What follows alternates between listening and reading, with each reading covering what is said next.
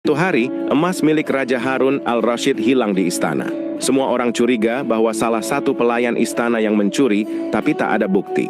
Raja pun memanggil Abu Nawas untuk menyelesaikan masalah itu. Raja pun berkata, "Wahai Abu Nawas, gunakan kecerdikanmu untuk menemukan pencuri emasku."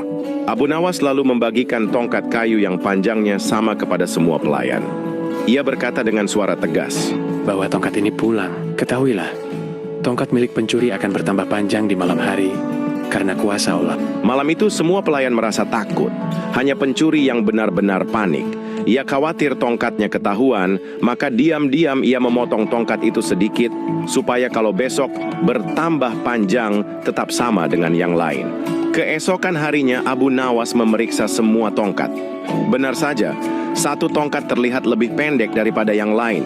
Abu Nawas pun menunjuk si pelayan dan berkata, "Tuanku Raja, inilah pencuri emasmu." Raja terkejut dan bertanya. "Bagaimana engkau bisa tahu, wahai Abu Nawas?"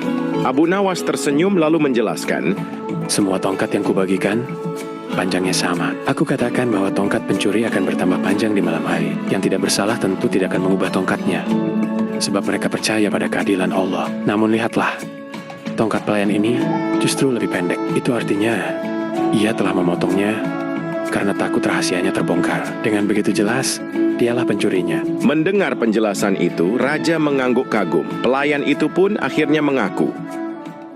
Suatu hari hakim kota sedang sakit keras. Karena tak ada yang bisa menggantikannya, Raja menunjuk Abu Nawas untuk sementara menjadi hakim. Semua orang kaget, Abu Nawas jadi hakim? Bisa apa dia? gumam warga. Tapi Raja yakin Abu Nawas bisa memberi keputusan adil dengan kecerdikannya. Hari pertama, datanglah dua orang berselisih. Yang satu mengaku, Yang mulia, orang ini meminjam uangku dan tidak mau mengembalikan. orang satunya membela diri. Tidak benar, dia justru yang berhutang padaku. Abu Nawas tersenyum, lalu berkata, "Baiklah, karena kalian sama-sama mengaku benar, maka kalian berdua sama-sama bersalah. Hukumannya, kalian berdua harus membayar hutang pada saya." Keduanya terkejut. Mana bisa begitu, kata mereka. Abu Nawas pun tertawa, lalu berkata, "Kalau kalian bisa sepakat membayar hutang pada saya, berarti kalian sebenarnya mampu membayar. Jadi, kembalikan hutang kalian masing-masing dengan jujur. Jangan saling menipu." Orang-orang yang hadir langsung tertawa. Mereka pun akhirnya berdamai dan mengakui kesalahan masing-masing. Sejak hari itu, nama Abu Nawas makin terkenal. Walau dengan cara nyeleneh, ia selalu berhasil menyelesaikan masalah dengan adil dan penuh akal bulus.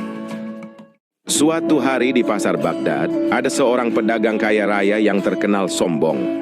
Ia suka merendahkan orang miskin, termasuk Abu Nawas. Pedagang itu melihat Abu Nawas yang sedang duduk santai, lalu berkata dengan nada mengejek, "Hei Abu Nawas, kau itu miskin sekali. Lihatlah aku. Daganganku laris, rumahku besar, hartaku melimpah.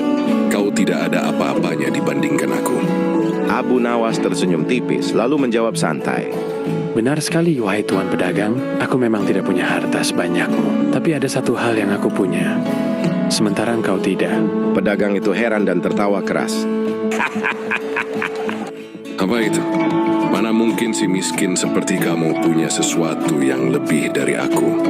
Abu Nawas berdiri mendekati pedagang lalu berkata dengan penuh kelicikan, "Aku punya rasa cukup, sedangkan engkau, meski kaya raya tetap tamak, serakah, dan tak pernah puas. Maka sebenarnya akulah orang yang lebih kaya darimu." Orang-orang di pasar yang mendengar jawaban itu langsung tertawa terbahak-bahak. Pedagang yang sombong itu terdiam, wajahnya merah padam. Raja Harun al-Rashid yang kebetulan mendengar kabar tersebut ikut tertawa dan berkata, "Benar kata Abu Nawas, kekayaan bukan soal harta, tapi hati yang merasa cukup." Pedagang pun akhirnya malu dan tidak berani lagi meremehkan Abu Nawas. Suatu hari Raja Harun al-Rashid ingin menguji kecerdikan Abu Nawas. Raja berkata, "Abu Nawas, engkau kuperintahkan memelihara kucing istana selama 1 bulan. Tapi ingat, biaya makan dan tempatnya dari kantongmu sendiri. Setelah itu, engkau boleh menagih padaku sesuai kebutuhanmu." Abu Nawas setuju, lalu pengawal memberikan kucing tersebut kepadanya. Ia kemudian membawa pulang kucing itu, memberinya makan seadanya dari dapur rumahnya. Sebulan kemudian, ia kembali ke istana. Raja bertanya, "Abu Nawas, Berapa biaya yang kau keluarkan untuk kucingku? Dengan tenang Abu Nawas menjawab. Hanya 2 keping dinar, Tuan Raja. Raja terkejut. Kenapa sedikit sekali? Kucing itu besar dan rakus. Kalau dijaga orang lain, tentu biayanya lebih mahal. Abu Nawas tersenyum nakal lalu berkata, Itulah alasannya Baginda.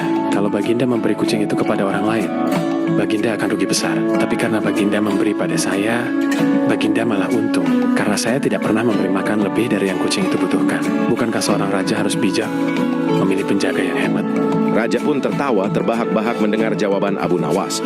Ia sadar, lagi-lagi kecerdikan Abu Nawas membuatnya kalah dalam permainan logika. Di suatu pagi di pasar Baghdad, seorang petani tampak sedih. Ia menarik seekor keledai tua yang sudah lemah. Keledai ini nggak ada yang mau beli. Sudah tak berguna. Keluhnya. Datanglah Abu Nawas. Dengan senyum licik ia berkata, Serahkan padaku. Aku akan menjualnya dengan harga tinggi. petani itu heran, tapi menurut saja. Abu Nawas pun berdiri di tengah pasar dan berteriak. Siapa mau beli tiket ke surga? Murah saja. 10 dinar. Ia lalu menunjuk keledai itu dan berkata, Rawat dia dengan ikhlas. Beri makan dengan sabar. Dan sayangi tanpa pamrih. Di akhirat nanti, keledai ini akan membawamu masuk ke surga. Orang-orang banyak yang tak percaya. Tapi ada satu orang polos yang langsung berkata, Kalau begitu aku beli. ia pun menyerahkan uangnya dan pulang dengan penuh harapan. Beberapa hari kemudian, pembeli itu kembali dengan wajah marah. Abu Nawas, keledai ini tak membawaku ke surga, malah makan banyak. Abu tersenyum lalu berkata, Loh, siapa suruh kamu buru-buru?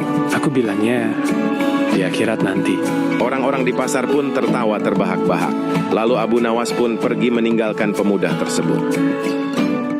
Pada suatu pagi di istana, Sang Raja Sultan Harun al-Rashid duduk di singgasananya dengan wajah bosan. Ia lalu berkata kepada pengawalnya, Umumkan sayembara. Siapa yang bisa mengukur tinggi langit akan mendapat hadiah emas. Pengawal berdiri lalu bergegas keluar istana. Ia berkeliling desa dan memberikan pengumuman kepada warga. Warga, siapa yang bisa mengukur tinggi langit akan mendapat hadiah emas dari raja. Berita itu cepat menyebar, membuat warga panik dan saling membicarakan.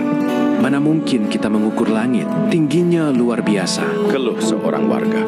Sementara orang-orang kebingungan, Abu Nawas justru duduk santai di teras rumahnya sambil minum teh.